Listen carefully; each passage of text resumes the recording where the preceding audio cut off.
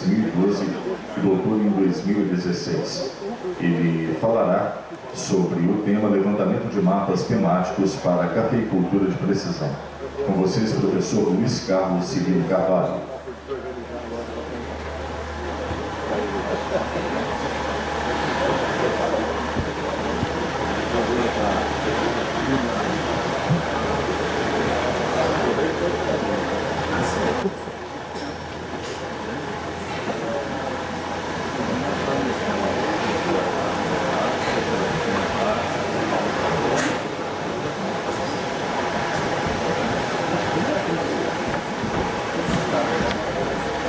Bom dia a todos. Como apresentado, meu nome é Luiz Carlos, fui orientado pelo professor Fábio desde 2010, fui registrado, trabalhando com agricultura de precisão na propagação do solo. Em 2012 iniciei meu doutorado, continuando nessa parte da agricultura de precisão, mas agora com o objetivo de determinar quantos pontos por hectare são necessários para fazer um mapa de agricultura de precisão com qualidade. Então eu agradeço o convite do professor Flávio, professora organizadora aqui da Expo Café, e como eu imagino que aqui o público é bastante diverso, eu vou apresentar alguns conceitos iniciais para facilitar o entendimento da palestra, tá bom? E a gente pode conduzir essa palestra da mesma maneira que foi com o Luiz Gonzaga, interrompendo, né, nos momentos que surgirem dúvidas para a gente já saná-las, tá bom? Bom, o trabalho que eu vou apresentar aqui hoje, realmente,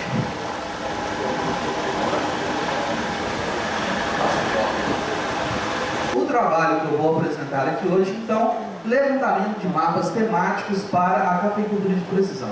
Por gentileza, passa o slide.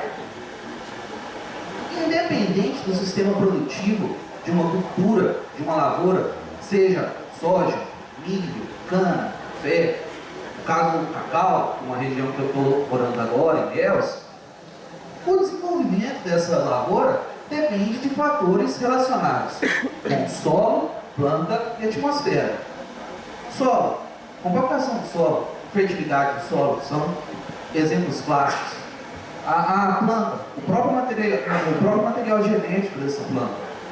A atmosfera, sombreamento, precipitação, insolação. Então são fatores que vão condicionar o desenvolvimento dessa planta. Agora, isso é um sistema. Cada componente, solo, planta e atmosfera, tem relações internas dentro do próprio componente e esses componentes interagem entre si.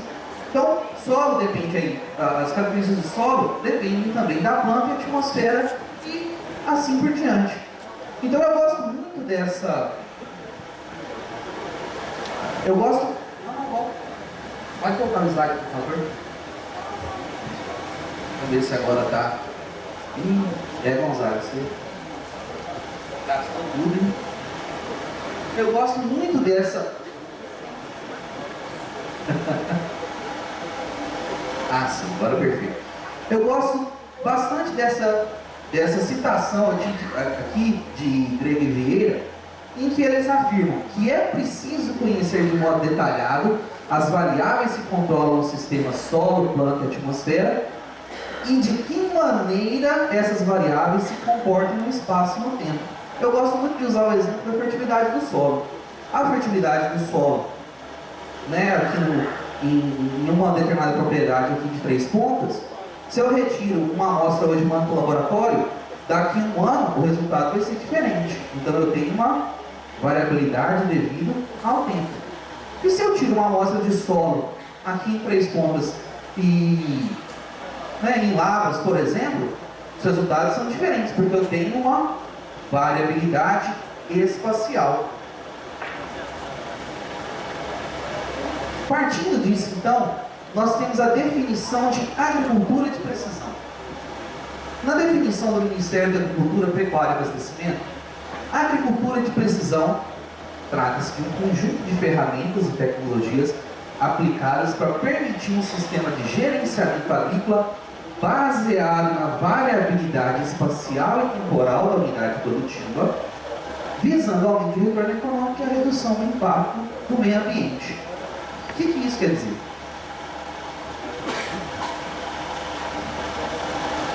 Eu tenho a minha lavoura, a minha realidade. Da minha lavoura, então, da minha realidade, eu vou retirar algumas informações de interesse. Novamente usando aqui o exemplo da fertilidade do solo.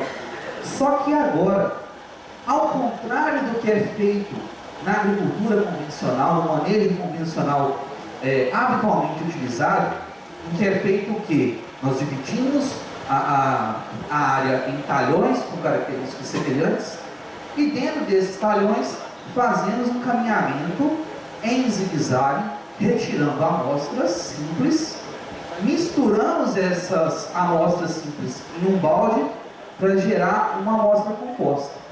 Essa amostra composta então é encaminhada para o laboratório e o resultado do processamento dessa amostra, o resultado médio, né, ele vai ser utilizado como referência de toda a propriedade.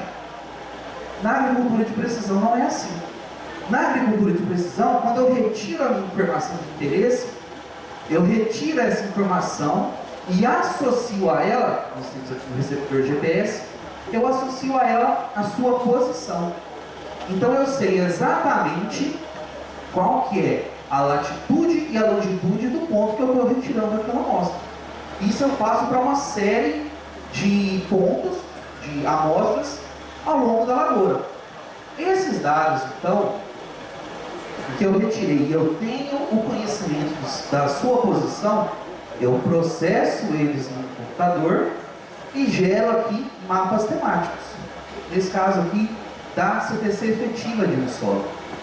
Então, qual que é a importância desse mapa, dessa distribuição espacial? Isso aqui dá uma nova visão da lavoura. Eu consigo identificar de maneira espacializada como que a minha variável está se comportando. Então, as cores rosa e vermelho aqui são os menores valores da CTC. As cores maiores aqui, cor roxa e branca, já são os maiores valores. O mapa, então, já me dá, esse mapa temático já me dá a informação de que nesses locais aqui, cor vermelha e rosa, eu tenho algum problema. Está acontecendo alguma coisa nesses locais que está fazendo que a minha CTC ela seja menor em relação aos outros locais. Então, esses mapas podem servir como ponto de partida para iniciar um manejo com base na distribuição espacial dessas variáveis. E aí entra a cafeicultura de precisão. Esqueci de um detalhe. Sabendo então como a variável se comporta, eu volto aqui na lavoura e realizo as ações de manejo nos locais necessários e também na intensidade adequada. Então isso aqui é um ciclo, né? E aí vem a cafeicultura de precisão. Cafeicultura de precisão nada mais é do que a aplicação de técnicas de agricultura de precisão nas lavouras de café, no gerenciamento da lavoura de café. O problema é o seguinte: para café, são poucas as tecnologias voltadas para o manejo da cafeicultura de precisão.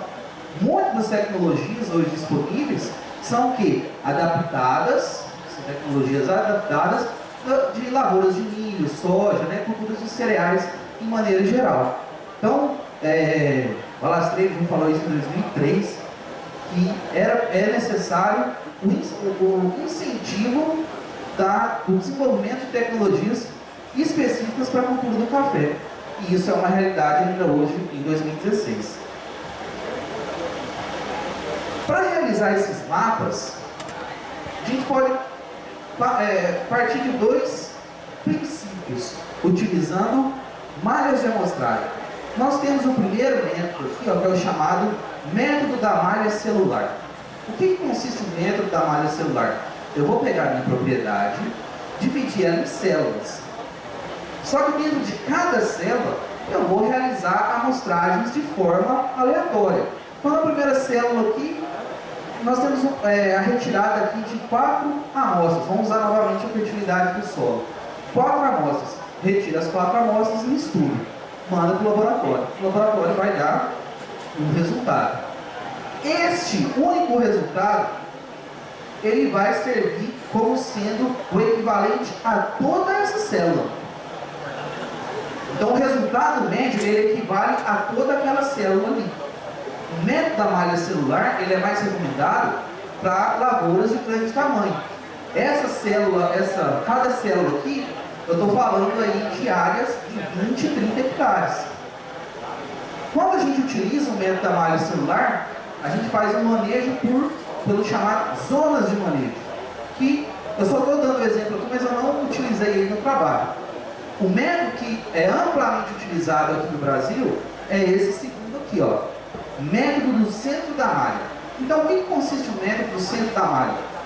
Da mesma forma que o da malha celular, eu divido a área em células. Da mesma maneira.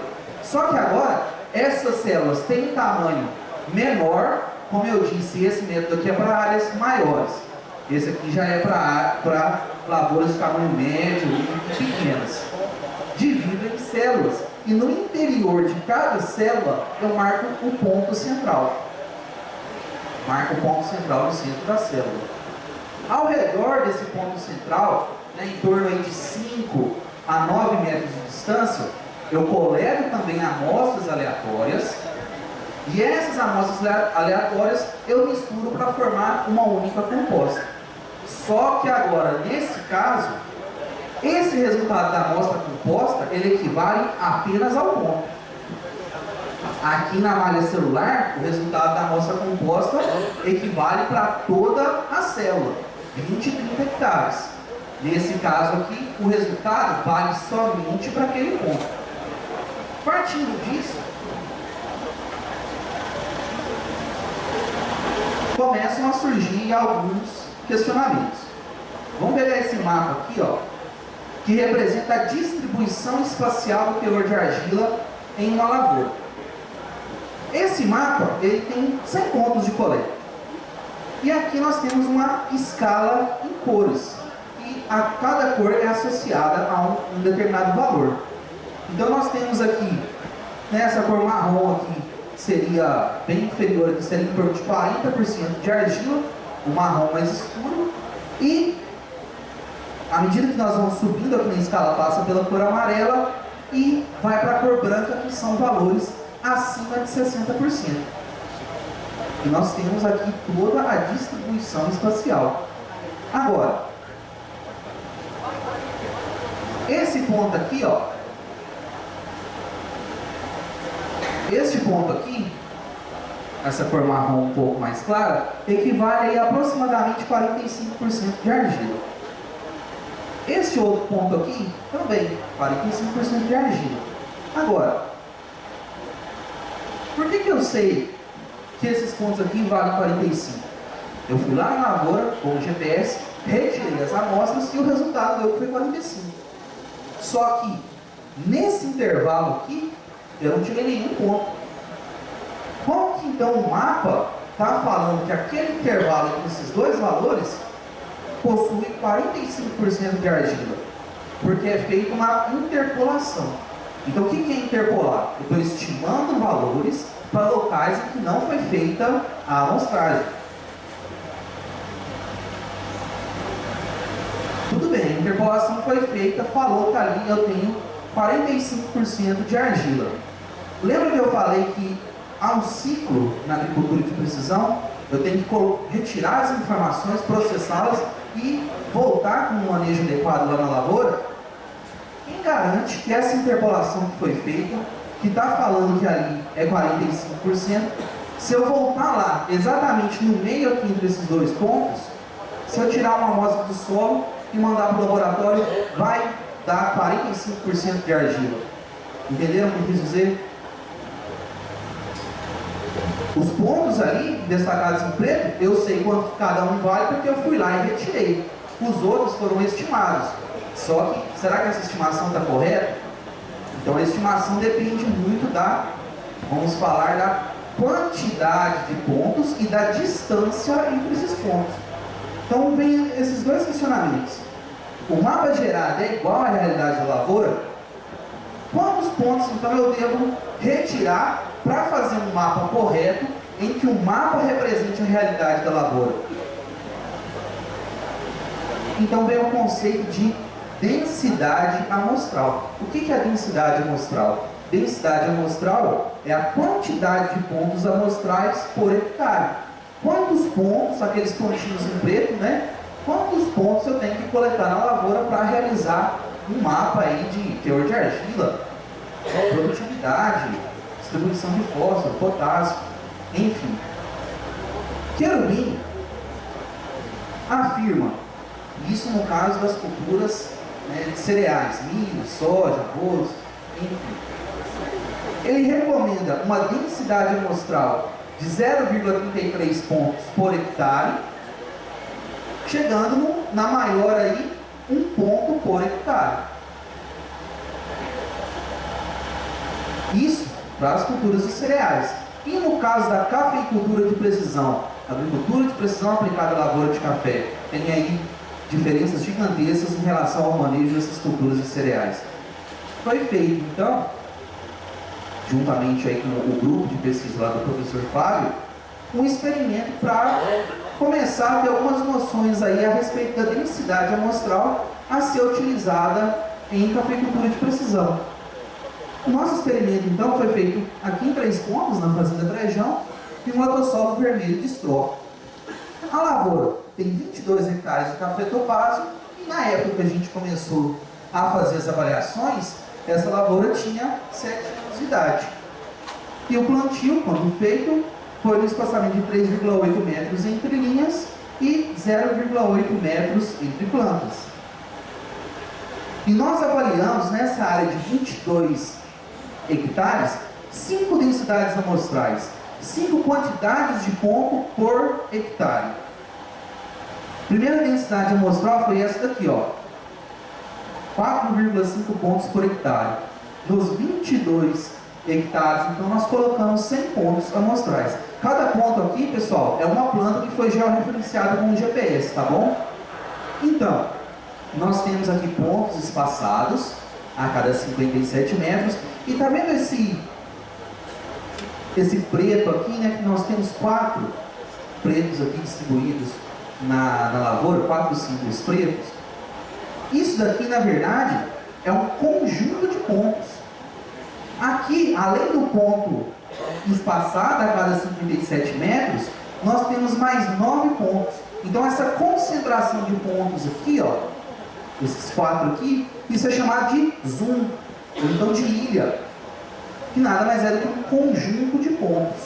Então, essa lavoura aqui, né, essa densidade amostral aqui, são 100 pontos, sendo que nós temos aqui 4 zooms, cada zoom com 9 pontos. Então, pontos que compõem o zoom são 36 pontos. Por que foi feito, por que foi colocado esse zoom aqui?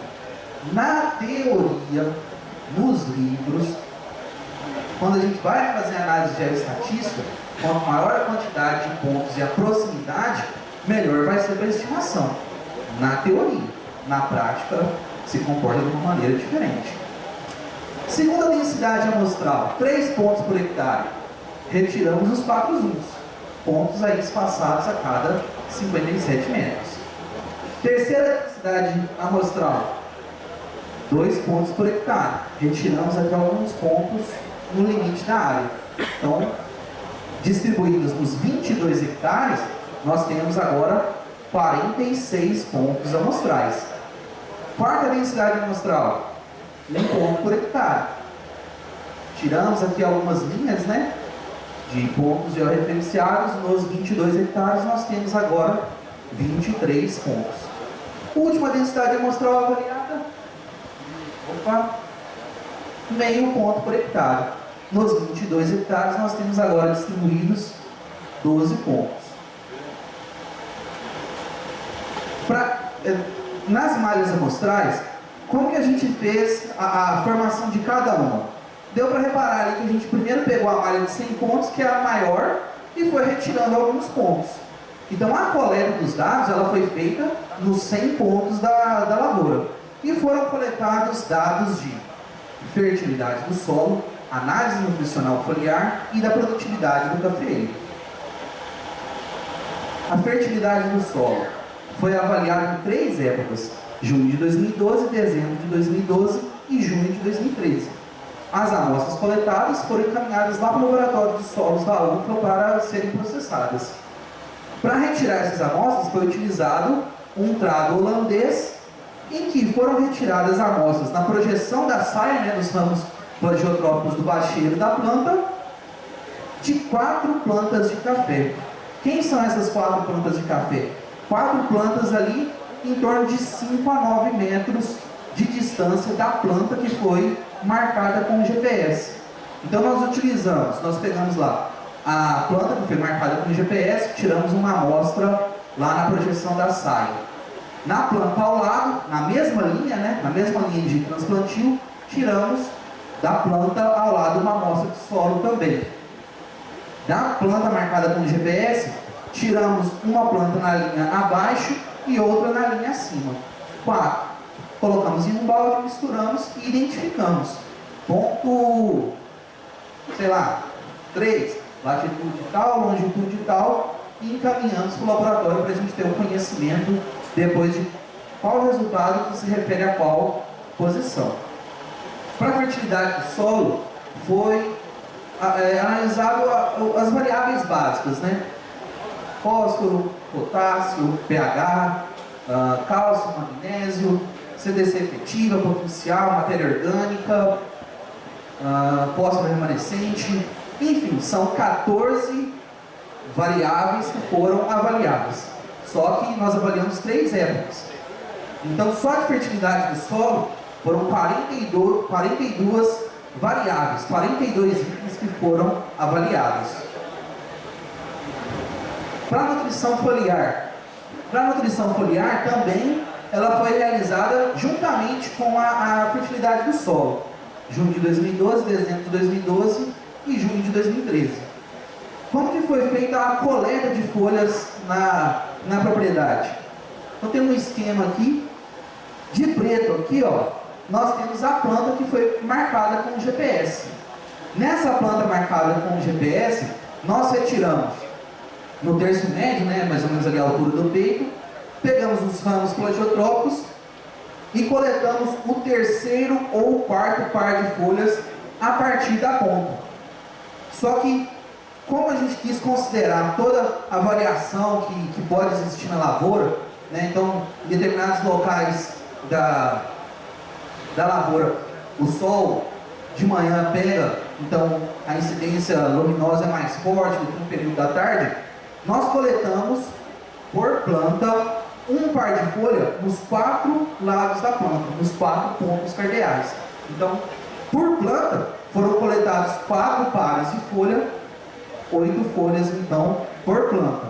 E foi utilizada a mesma metodologia para 2 plantas na mesma linha de transplantio, do lado esquerdo, uma do lado direito, uma na linha abaixo, 3 plantas na linha abaixo do transplantio, da principal, da planta demarcada com GPS, e 3 plantas na linha de transplantio acima. No caso da análise foliar, só foi avaliado os valores dos macronutrientes: nitrogênio, fósforo, potássio, cálcio, magnésio e enxofre. Novamente, como são 6 variáveis, mais 3 épocas, nós temos então 18 itens, 18 variáveis. E a produtividade do cafeeiro. A produtividade foi avaliada nas safras de 2012 e 2013.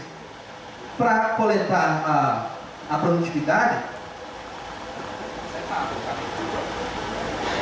para avaliar a produtividade, então, nas 2 safras, foi feita a colheita por meio de derriça manual no pano, posterior à varação, e o volume colhido foi medido por meio de um recipiente graduado em mililitros. As plantas que foram utilizadas para fazer a colheita foram as mesmas 4 plantas utilizadas na fertilidade do solo. E o resultado a gente avaliou em litros por planta.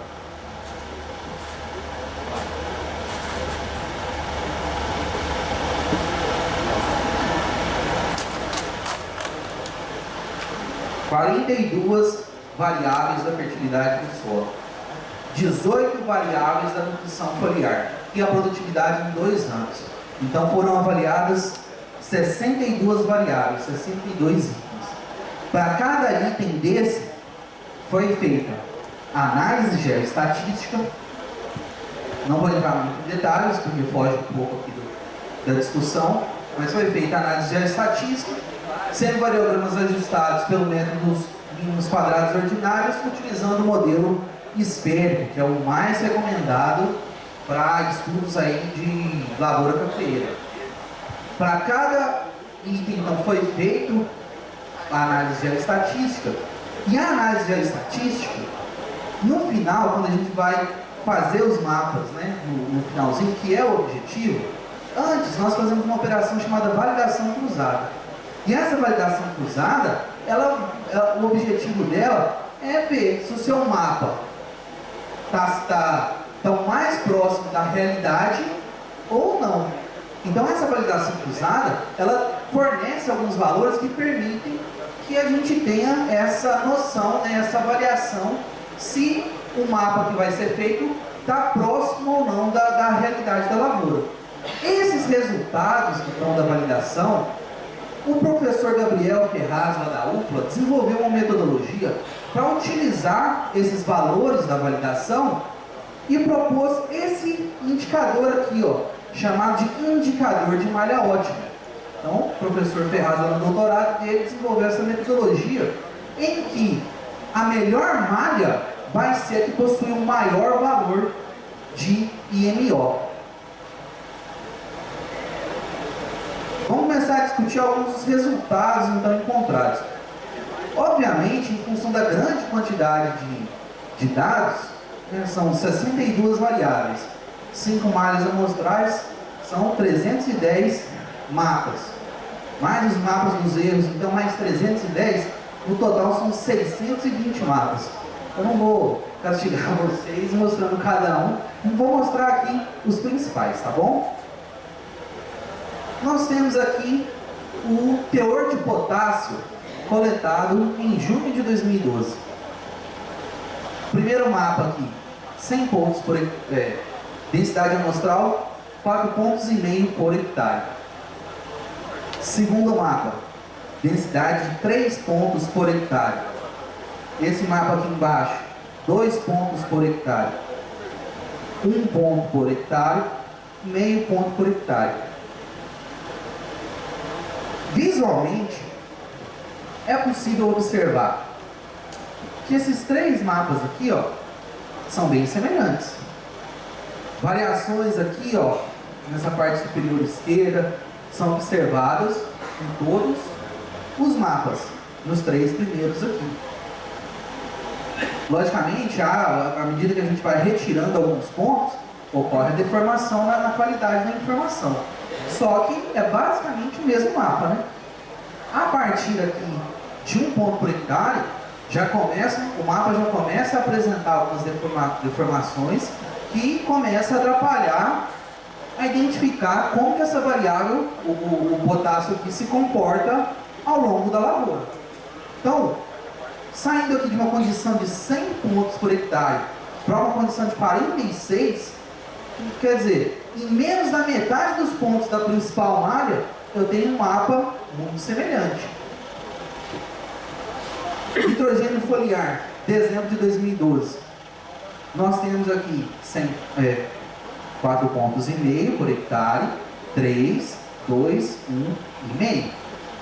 Novamente, da mesma forma que o exemplo anterior, os 3 primeiros mapas aqui são bastante semelhantes.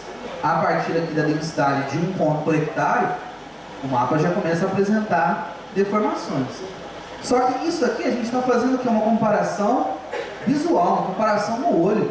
Então pode ter pessoas aí que não vão concordar muito Só que aí eu vou utilizar aqui a metodologia do professor Ferraz, que quer não depender somente da comparação visual. Que vem aí o indicador de malha ótima. Para a densidade de 2 pontos por hectare, o indicador de malha ótima médio, 43,12. Por que eu estou falando indicador de malha ótima médio?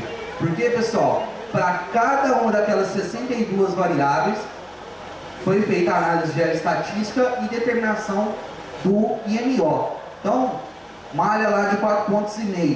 Para todas as variáveis foi calculado o IMO. Para a malha de 64 pontos, 3 pontos por hectare, também IMO para todas. Como quando você, por exemplo, vai retirar uma amostra de fertilidade do solo? O interessante não é uma única variável. Você quer saber um conjunto, né? Então eu fiz o cálculo médio de todas as 62 variáveis avaliadas. Em segundo lugar aqui, ó, o maior IMO foi 39,1. Para a malha de 3 pontos, densidade de 3 pontos. Em terceiro, veio de 4,5 pontos. A malha que tem mais pontos. Por isso que eu falei que, na teoria, aquela concentração de pontos é boa. Só que na prática, não, isso não se observou. Depois nós temos a malha de 1 ponto por hectare e depois a malha de meio ponto por hectare. Eu não coloquei aqui o resultado do teste estatístico, né? Porque apesar de a maior aqui ser 43,12, estatisticamente ela pode ser igual aqui às demais. Mas eu vou falar aqui. Iguais, estatisticamente, foram as 3 primeiras. E elas, as 3 primeiras, foram diferentes aqui das demais. Então, a malha de 4,5 pontos, estatisticamente ela é igual à malha de 3 pontos, que é estatisticamente igual à malha de 2 pontos. Tudo bem, só que qual que é a melhor então, se as 3 são idênticas estatisticamente? Aqui promover maior economia. Eu não sei quanto que está uma amostra de fertilidade do solo aqui, porque já tem alguns anos que eu saí daqui da região. Lá na Bahia, onde eu estou morando, macro com matéria orgânica dá aproximadamente R$30. Então olha a economia em dinheiro, né, que é possível fazer utilizando aqui esse raciocínio. Dentre as 3 malhas, então, optando não só pelo fator financeiro também, o valor econômico a ser economizado, mas para retirar essas amostras leva muito tempo. Não só tempo para ir lá retirar a amostra, como também tempo de processamento no laboratório. E aí tem o tempo de processamento no laboratório e o tempo para você processar o seu mapa. Então, qual que foi das 5 malhas, qual das 5 densidades amostrais, qual que é a recomendada aqui, nesse caso, para esse estudo? 2 pontos por hectare, ok? Partindo então que a determinação dos melhores mapas é feita com 2 pontos por hectare, entrando agora em cafeicultura de precisão, eu dividi aqui em 2 vertentes. Primeiro, a comparação entre os diferentes mapas criados, né? Foram coletadas uma enorme quantidade de variáveis. E a segunda parte, que é comparar com a amostragem convencional, com a amostragem, um manejo com base na média, né? Que é o atualmente utilizado. Vamos pegar aqui, ó, fósforo foliar. Mapa de junho de 2012, dezembro de 2012 e junho de 2013. Os mapas, inicialmente aqui, junho e dezembro, são próximos. Aqui agora eu estou falando, vejam bem, agora eu estou falando de épocas diferentes, não mais de densidades amostrais diferentes. A densidade é a mesma para todos os mapas. Então, utilizando aqui uma análise de correlação, o mapa de junho com o mapa de dezembro tem uma correlação de 0,5995, significativa a 1%. No caso aqui, né, a gente pode ver a distribuição que é bem semelhante os maiores valores concentrados aqui no lado esquerdo. E também houve correlação entre dezembro de 2012 e junho de 2013. Apesar dessas manchas aqui sumirem, os maiores valores ainda se concentram aqui no lado esquerdo, e essa faixa aqui também apresenta valores intermediários. Só que esse comportamento não foi sempre observado. Nós temos aqui o caso do potássio. Só que agora eu estou comparando potássio no solo, potássio na folha. Os mapas são completamente diferentes. Então, essa ideia de que a folha representa o que está no solo, nesse caso ela não se confirmou. Não houve correlação significativa entre os dados do solo e da folha para o mesmo nutriente no mesmo período. E aqui uma relação que eu quero chamar a atenção. Nós temos aqui a produtividade do cafeeiro, 2012 e 2013. Houve uma correlação de menos 0,645, significativa a 1%. Visualmente, o que a gente consegue observar? Regiões em que em 2012 a produtividade foi baixa, em 2013 ela foi alta ou média. E aqui no centro, onde a produtividade ela foi elevada, no ano seguinte ela se mostrou menor. Então, por meio dessa distribuição espacial, a gente conseguiu enxergar aqui a bienalidade da produtividade do cafeeiro. Ficou bem característico a comparação das duas imagens. E alguns mapas começaram a despertar a nossa atenção exatamente por conta dessa proximidade. Olha só, produtividade 2012 do lado esquerdo, cálcio foliar do lado direito em 2012. Valores elevados aqui no centro, cálcio foliar, valores elevados aqui no centro também nessa porção inferior. Os menores valores de produtividade nessa região, menores valores do cálcio foliar no mesmo local. Correlação significativa a 1% de 0,80, correlação alta. Isso em 2012. Quando a gente trabalha com os dados em 2013, esse comportamento se repetiu. Em 2013, produção menor aqui no centro, nessa região inferior. Cálcio, também menores valores, não foi uma relação inversa, também aqui no centro, nessa região inferior. Maiores valores aqui nas extremidades, o mesmo foi observado para o cálcio. E aí despertou a nossa atenção novamente. Será que, pegando aí o cálcio do ano anterior, é possível já ter uma ideia de como que a produtividade vai se comportar no ano seguinte? Comparando aqui 2013 com produtividade de 2013 com o cálcio foliar coletado um ano antes. O mapa é bem parecido também, correlação de menos 0,67.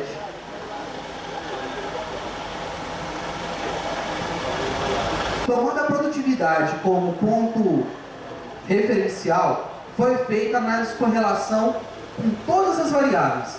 Só houve correlação com a produtividade do cafeeiro em 2012 com o fósforo remanescente no solo, nitrogênio, cálcio e magnésio foliar, sendo que a maior correlação foi a que eu apresentei, o cálcio foliar.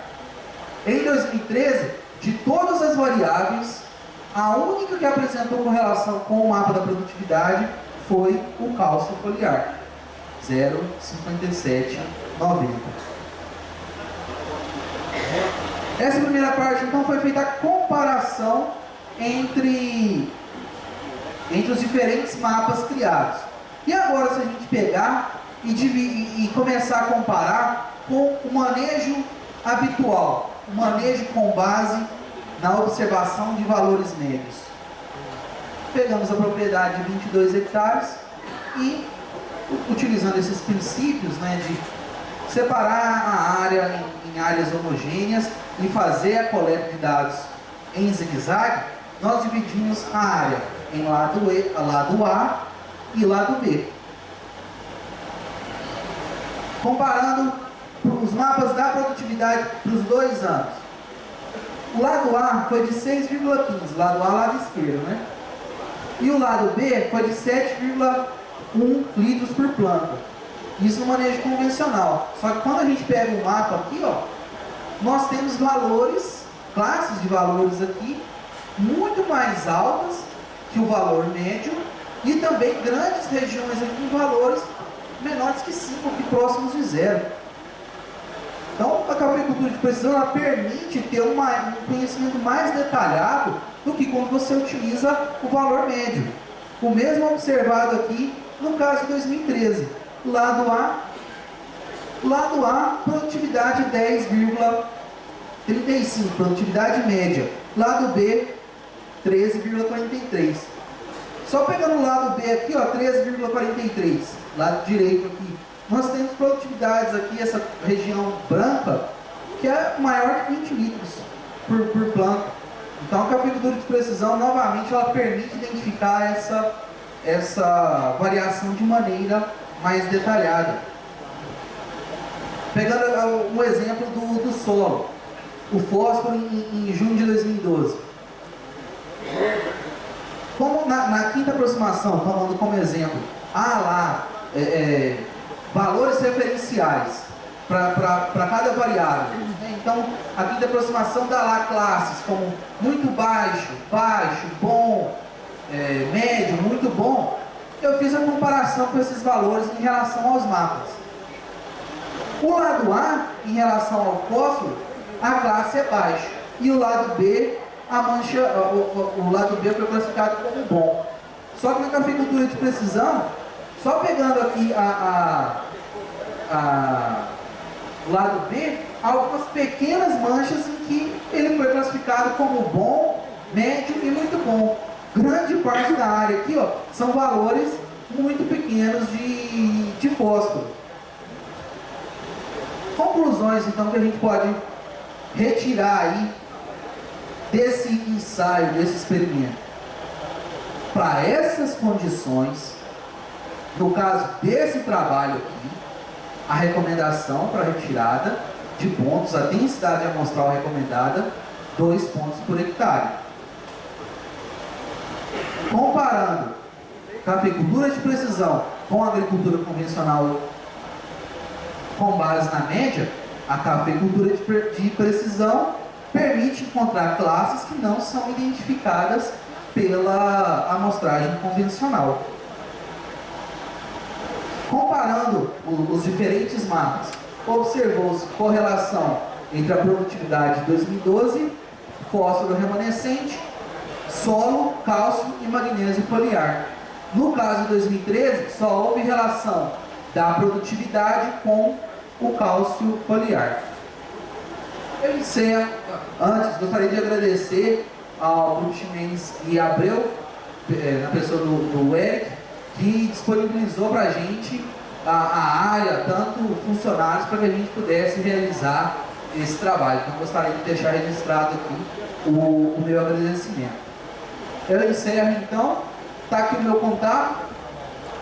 A instituição que eu trabalho, a Universidade Estadual de Santa Cruz. Se vocês tiverem algumas dúvidas, podem me encaminhar o e-mail, ou então procurar o professor Fábio, lá na UF, o professor Gabriel Ferraz, para que eles possam auxiliar. E estou aberto aqui para responder possíveis questionamentos. Obrigado.